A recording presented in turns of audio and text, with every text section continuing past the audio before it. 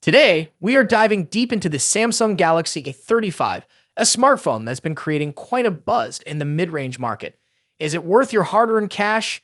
Let's find out. The Samsung Galaxy F35, a successor to the much-loved A34, promises a plethora of features at an enticing price point.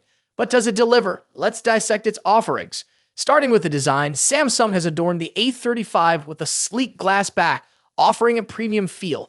The incorporation of Gorilla Glass Victus Plus ensures enhanced durability, although the plastic frame and outdated bezels might leave some wanting more. The glass-heavy design makes for a more premium in-hand feel.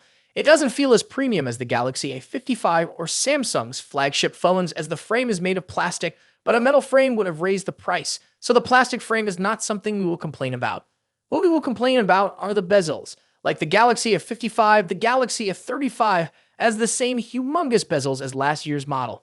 It just doesn't look right on any phone in 2024 and wish it was something Samsung had addressed.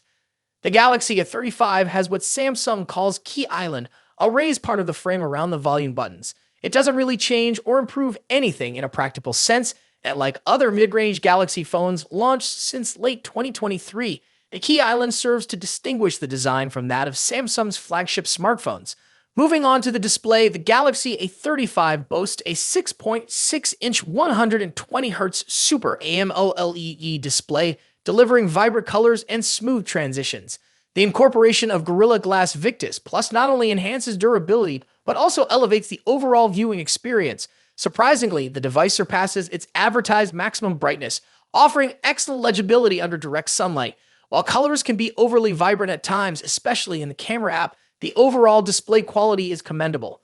The stereo speaker setup ensures decent sound output for casual multimedia consumption, while it may lack in bass, the clarity and volume are satisfactory for everyday use.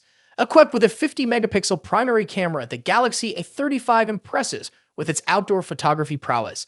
The photos exhibit ample detail, good dynamic range, and accurate color reproduction. Low light performance is commendable, especially within faster solutions. In summary, the Samsung Galaxy A35 is a sensible choice in the mid-range segment. With its smooth display, competent camera, and reliable performance, it ticks many boxes for the average user. However, its battery longevity and charging speed leave room for improvement.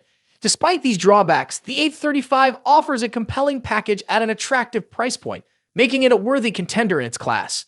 So, there you have it, folks. What do you think about Galaxy A35 5G? Let me know in the comments. Don't forget to subscribe for more updates. Thanks for watching until next time, and I will see you in the next video.